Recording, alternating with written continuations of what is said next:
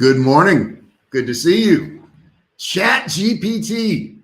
Today, I'm going to discuss something everybody's been asking me. I work online all the time. I'm a digital marketer and I've sold millions of dollars online. And everybody's asking me, what's going to happen with my job, JR? What's going to happen? So you'll want to stay to the very end because not only am I going to talk about a new report that just came out last week, but I'm also going to detail through the jobs that are probably going away. And the last one's going to really shock you. So you want to stay to the very end because I couldn't believe it when I read it. But once you kind of wrap your head around it, you will get it. Don't forget to use the chat. Don't forget to talk to me throughout this whole live training today. I decided to do it on Sunday because a lot of you guys are online on Sunday morning. I saw that in my statistics. So I said, well, let's go ahead and do it on a Sunday morning and make it available to them. And don't forget also, even if you're not watching this live, you can certainly put a comment below and I come back through and I answer all those questions. So feel free to do that. I'll put some of your questions up on, Paul says, what does Paul say? Is it weird to see you on a Sunday? I know, right? Am I around on Sundays? Yeah, I am. 7 days a week, Paul. I'm around 7 days a week. Is that crazy or what? And we're doing some new things with lives, and I've kind of changed some stuff up. I'm doing new things with videos. So you're going to see a lot of changes coming. So if you haven't subscribed, if you haven't, turn on notifications, you're going to want to do it because everything's going to look a little bit different to you. And I think you're going to enjoy it. I know I'm enjoying some of the changes I'm making on it, and I think you will too. But what's happening with ChatGPT? For those of you who don't know, ChatGPT is an open AI language, and it converses with you just like a human, which is kind of weird. And I've been using it a whole lot lately. And if you haven't used it, I would suggest you go to open.ai and check it out because there's some weird stuff going on. And it's really going to affect more people than you can actually imagine. A new report just came out, I think it was March 9th. And basically it's saying, and it came out on wired.com, it's called, yes, ChatGPT is coming for your office job. White collar workers may soon face AI disruption everyone's been panicking about, but the news may be better than you think. So you want to stick to the very end because not only could it take your job, but it could also make you money at the same time. So I think these things are really important to look at all the aspects of it. Anytime there's a change in technology, anytime that things happen like this, there's a good side to it too. So we want to, keep that in mind and understand that not everything's horrible. However, some of you are going to lose your jobs. I mean, it's just the way it is. Anybody who's spent any time playing with ChatGPT does understand the worries and the hopes that technology generates when it comes to white collar work. The chatbot, is able to answer all manners of inquiries, from coding problems to legal conundrums to historical questions with remarkable eloquence. I mean, it really is. It's pretty cool what it can do. However, it's going to wipe out some jobs. Now, if you assume that companies can overcome the problems with ChatGPT, then you're going to understand that a lot of these jobs just won't exist. They really won't.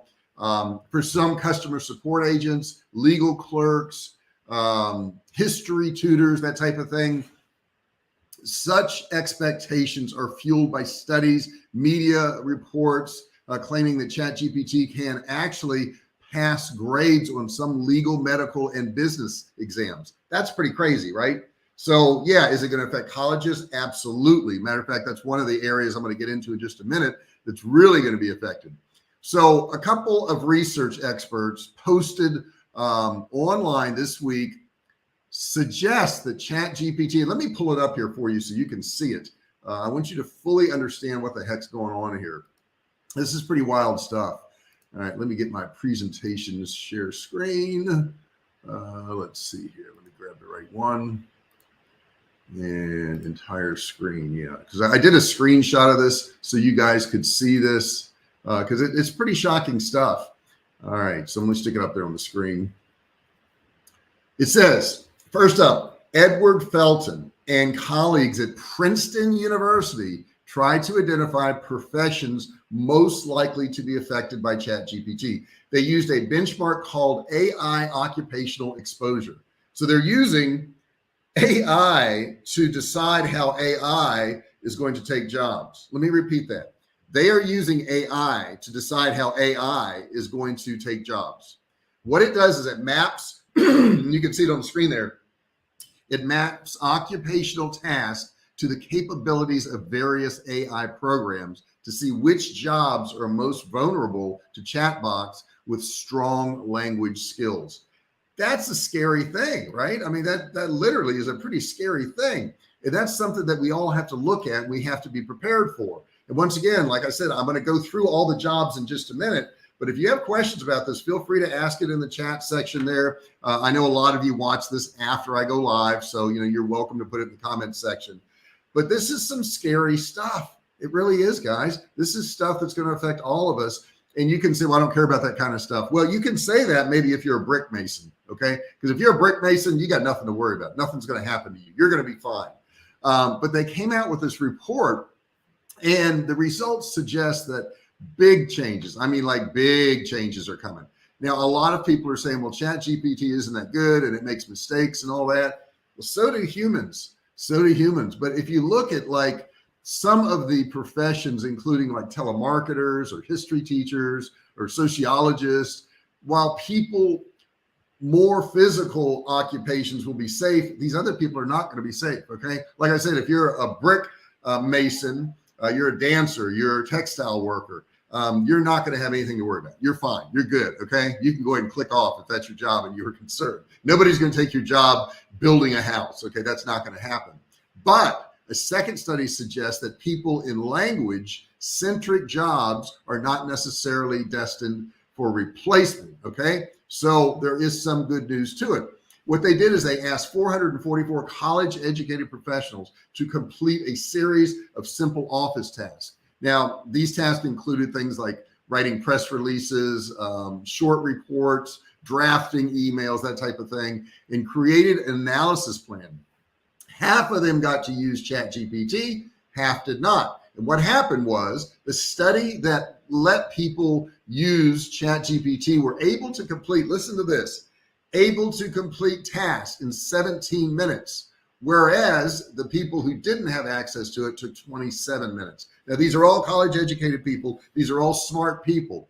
But for those without the bot, and the quality of the work also improved significantly with the people who did have the bot. So that is a thing. That is something that is happening. Now, what I want to do is I want to go through some of the jobs, because some of these jobs are going to shock you. Some of these jobs are going to surprise you, but it's coming. It's happening. These things are happening. Let me get a sip here real quick. And, I was reading through this morning, preparing for this. And even, all of my research, and I looked at all the jobs that are probably going to be replaced. And I thought, gosh, there's probably a whole lot more. This is the top 20. This is the top 20 jobs that's going to be replaced, but there's going to be a whole bunch more. It's going to be a whole bunch more jobs that are going to go away. So the first one would be telemarketers. If you are a telemarketer, I can promise you, ChatGPT is coming for your job. You might as well look for another job. And I've got a bonus. about an entire industry that I want to talk about at the very end of this. And I've talked about it before. Some of you may remember, but at the very end of this, I want to tell you about an entire industry that's going to be changed. If you're in that industry, you should worry. You should definitely worry. Matter of fact, it's probably two industries, but one major one. The next job is English language and literature teachers. If you're teaching that stuff, ChatGPT is going to take your place. They just are. It's going away. You're going to lose your job. You might as well start figuring out something else to do. The next one would be foreign language and literature teachers. So English language and foreign language, it's coming for your job. The next up is going to be history teachers. Why would we need a history teacher? Why would we need somebody to teach us something that's happened in the past when ChatGPT already knows about it? It already knows all this, okay? So, it's all history really is learning something and memorizing it. And I know some of you may say, well, history, no, JR, you got to learn from history because, history repeats itself. Well, if we learn from history, history wouldn't repeat itself, would it? So unfortunately, we can learn history, but I don't think it prevents us from making some of the same mistakes. I think we still make the same mistakes over and over again. So ChatGPT is coming from that job. The next thing is law teachers. You see, ChatGPT has been programmed through 2021. Yeah, you're going to say, well, that's 2 years ago, so it's not up to date. You're right, it's not up to date, but it will be up to date. Okay. And law teachers will not be needed because ChatGPT can teach you the same thing. It's going to be that easy. And I saw another article this weekend, and they're coming right now. We have what's called ChatGPT 3. They're coming out with ChatGPT 4. I believe it's going to be this month. And the thing about 4 is it's going to be able to converse in images, in videos, in voice, and in text. So a lot of these things are going to really blow up because the newer version, you can sit there and talk to it. You can play videos with it. It'll understand videos. It'll understand images. That's pretty interesting stuff. The next thing that's going to be taken away is number 6, and I'm up to number 6 right now if you're not counting, and that's going to be philosophy. Okay, philosophy and religion teachers. Wow. Now, the one thing I would say is I don't know how convincing it's going to be. You know, when you think about philosophy and you think about religion, you know, you think, well, you know, somebody's got to kind of convince you of this stuff, right? They got to kind of get in your head a little bit. Yeah, I mean, that's true. However, the basic knowledge is going to be there. It's going to be there. And since it's there and, you know, paying teachers costs money, you know, philosophy and religion teachers, they're going to be gone. The next up is sociology teachers, okay? Teaching people about society and sociology. That's going to be another job that's probably going to be wiped out. Political science teachers. Political science teachers really has a big tie into history teachers, okay? Political science, yeah, it teaches how things work, but it also kind of teaches who was in different offices, who ran for different political offices. So that's something that ChatGPT can do. The next one up here, number 9, is criminal justice and law enforcement teachers. And if you notice, there's a theme here. The theme is there's a lot of teachers that are going to be going down. There's a lot of teachers that will not have a job. So if you're in the teaching arena, you need to listen up because this is happening and this is happening now. Okay, so that's criminal justice and enforcement teachers. Number 10 is sociologists. If you're a sociologist, your job is probably going to go away. It's not going to be needed anymore. Number 11 is going to be social work teachers. Social work teachers. If you're doing that, probably your job's going to be gone. Psychology teachers. That's number 12. If you're keeping track here, psychology teachers are going to be going away. And the good news is on the flip side, and I'm going to talk to you about that in just a minute, there are things you can do if you're in one of these arenas. The next one up, number 13, is going to be communication teachers. If you're in communication, ChatGPT can do all that. It can do it, okay? Number 14 is going to be political scientist. Political scientist. You know, it's kind of funny nowadays. I mean, you need the basics. You need to learn how to read and write and do arithmetic and all that, though there's new math now. I don't know how you come up with new math, but they've done it. And those are the basics. But all these things that teach stuff that we can just look up, I mean, pretty much you can go to Google now and look up anything. You know, I sit on the couch with my wife all the time and she'll say, I wonder whatever, you know, I wonder how tall that guy is on TV or whatever it is. And I just turn around and say, I don't say, hey, Google, but if I say, hey, Google, it's going to actually answer me because it's across the room here, but it will answer pretty much any question that I have. So why do we need people to teach us stuff that we can just access all the time? It's not a problem. There's most of it, you know, in these teaching arenas here, it's just learning something, memorizing it, and taking a test. Okay. Why do that? What's the point in that? I guess you could say to learn from it, but people don't tend to really learn from anything, do they? Number 13, no, I did number 13, that's communication teachers. Number 14 is political scientists. Number 15 is cultural studies teachers. What happened in culture?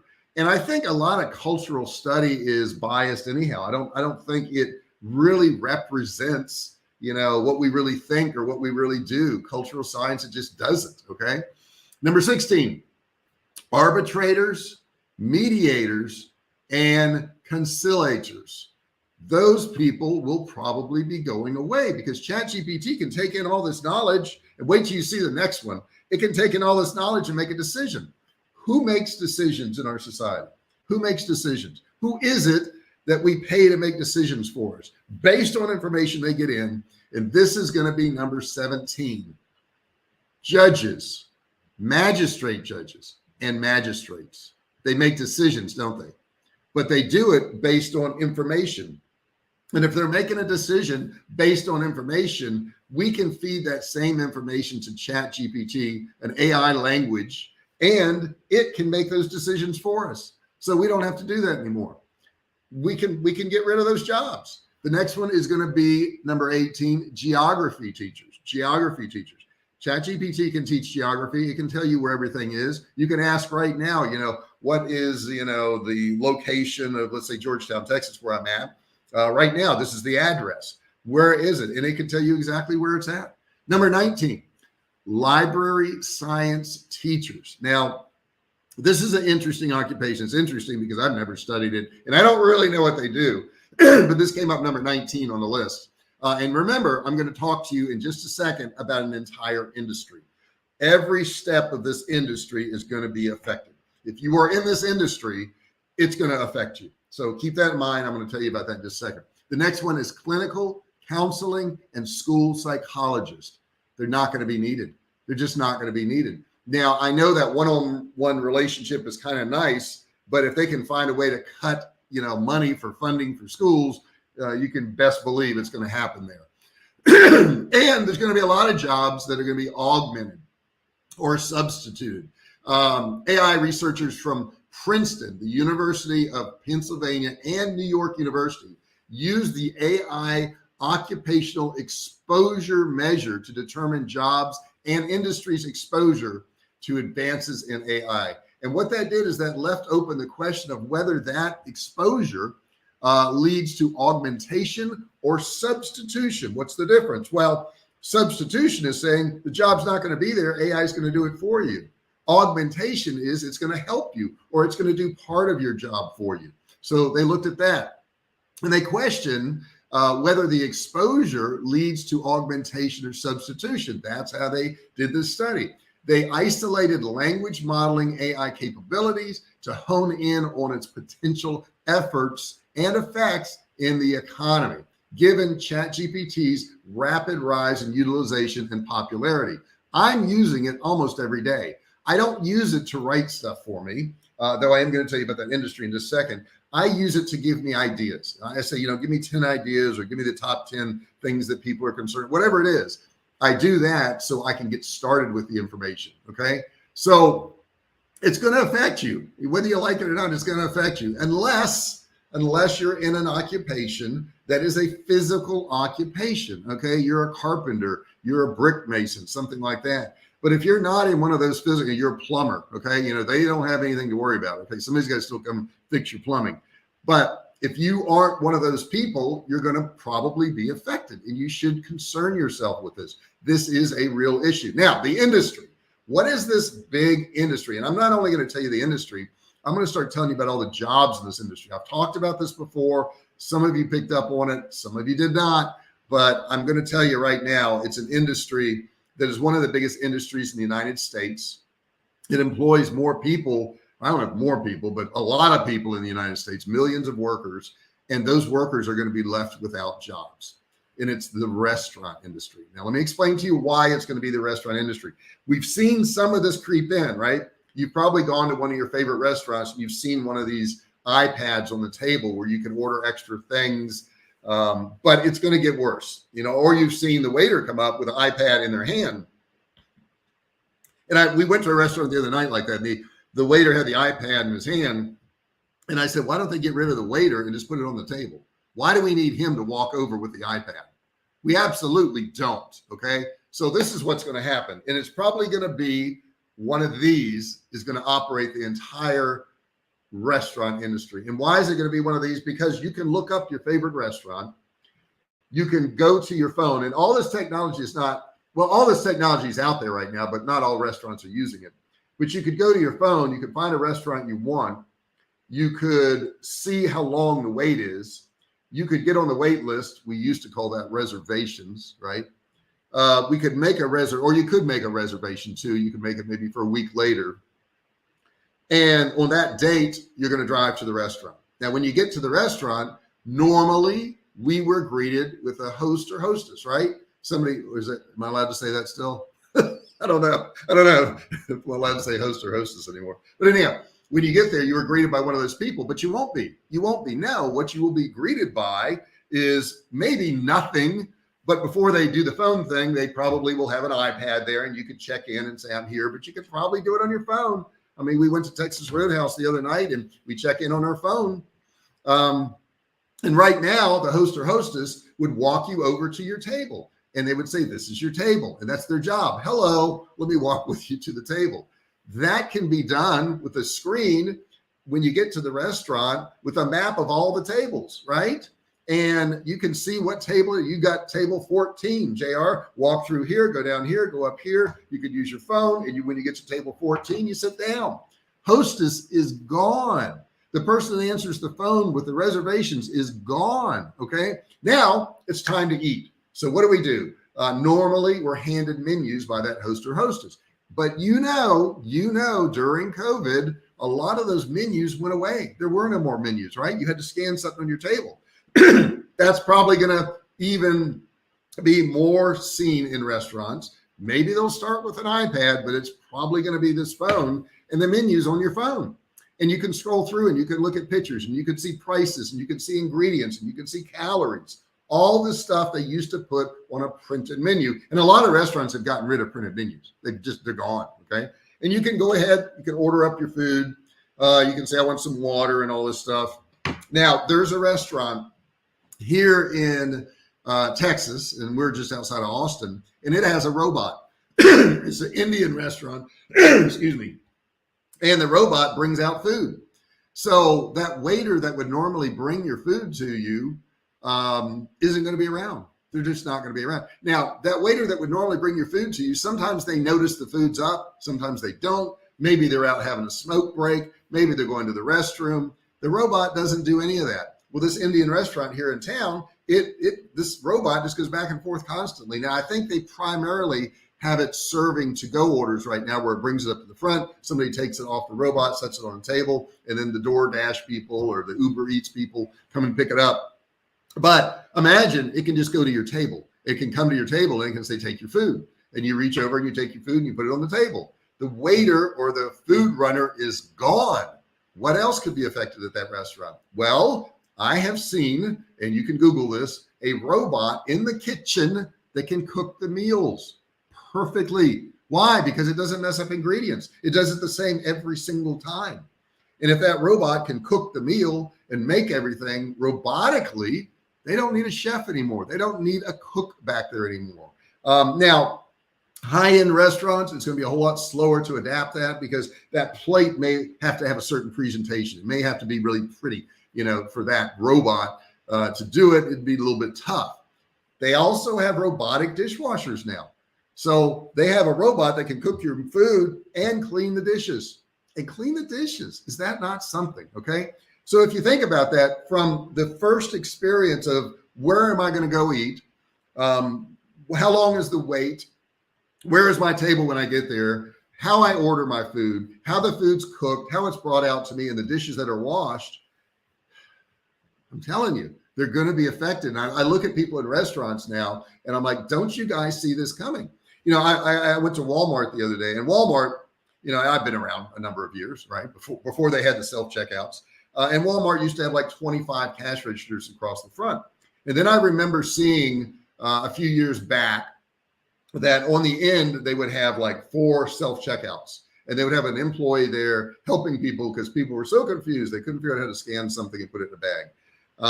And then the Walmarts got to where they had self-checkouts on each end, and they got rid of a whole lot more of those cashiers in the middle. And I went the other day and there's like, I don't know, maybe 5 or 6 cash registers in the middle, and all the rest on each end are now self-checkout. So if you are in that industry, if you are in the retail industry and your job is to ring stuff up, understand people can do that for themselves. Now, there have been some setbacks. Amazon recently closed, I think 4 out of 10 of their automated stores where you go in and you have your Amazon account and it reads it as you walk through the door. You pick out whatever you want, you put it into a bag and walk out, and it just charges you. Why they closed them, I don't know. Maybe they weren't being used yet. Maybe it was too soon. Maybe it's too soon. Sometimes technology comes out and it's too soon and people don't adopt it immediately. However, it's coming. It's going to come back. It's got to come back, right? Why would, and I think Walmart is a good example of that. Why would you have cashiers? I mean, if there's a problem, you could have an employee there to help, but you don't need cashiers to ring stuff up anymore. You just don't need it. It's unnecessary. So all of these things, and it usually goes after menial jobs first. And I'm not cutting down anybody who's a cashier or waits on tables or any of that, but it is something that pretty much anybody can learn how to do. Are there better waiters than others? Absolutely. But as we've seen, as the, employment inventory of people has shrunk out there, we've hired some people to do jobs that really aren't that good at it. I mean, I've been to some restaurants and that waiter wasn't very good because they were hiring anybody they can because they don't have anybody for those jobs. But they're going to come to a point where they're going to say, why are we even doing this? Why are we hiring people for jobs that, robots can do, that machines can do, that we don't have to pay employee taxes on? We don't have to pay, sick leave on. We don't have to give vacation to. We don't have to do any of that stuff because the cash register is automated.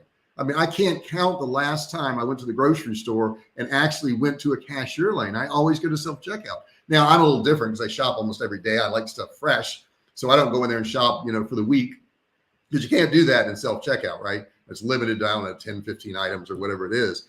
But the point being is, if you can do it with some of the people, you can do it with all the people. Cashiers, restaurants, office workers, teachers. There's so many jobs that are going to go by the wayside. So if you are in one of these industries, what you want to do is you want to figure out in advance, and you're going to have to do some, because I can't address every single one of those jobs. But if you're a teacher of any sort, it's looking tough for you. It's looking tough for you. If you're working in a restaurant, it's looking really tough for you. If you're in retail and you're ringing stuff up, it's looking really tough for you. Now, if you're a salesperson, you're a good salesperson and you're commissioned, robot can't do that. They can't do that. I mean, they're going to try to do it a little bit, sure, but they're not going to take out a lot of those jobs. But I ran car dealerships for many years and taught people how to sell and taught salespeople how to sell. And, people are now buying cars online in mass numbers. They're buying cars online. They just go pick it up. So a lot of those salespeople jobs are going away, or the salespeople they have are lower paid. They're not commissioned anymore because people are just buying online. They don't have to. So I don't know what your industry is, but I hope you got something out of this today. If you did, do me a favor, subscribe, turn on all your bell notifications so you're notified every time I go live or if I upload a new video. And I want to know if you have suggestions for videos. If you have suggestions for things you'd like to learn about, let me know. I'm going to be doing a lot of training on different components of online stuff. I know I tell a lot of you guys, well, hey, do videos and edit them, or build out email sequence, but you don't really know how to do that. So I'm going to be doing a lot of training, lengthy training on how to do stuff online so that you have some one-on-one courses absolutely free online that you can learn from. I really enjoyed being with you this morning. I hope you enjoyed a little Sunday here. Don't know what my schedule is going to be next week. I'm going to look at everything and see what works. I'm going to try some of this weekend stuff. I'll try some of the weekly stuff. We're doing shorts now. We're doing all kinds of different things. So stick with me with this journey here, and I'm always going to get you the best information, always going to research stuff for you and make sure what I give you actually works. Thank you so much for being here today. I really appreciate it. I got to go to Home Depot today and load up with some stuff, okay, to fix up this yard out here. You guys have a great weekend, and I will see you next week. I do have live videos coming out Tuesday, Wednesday, Thursday. So you will have those live videos next week. Talk to you later.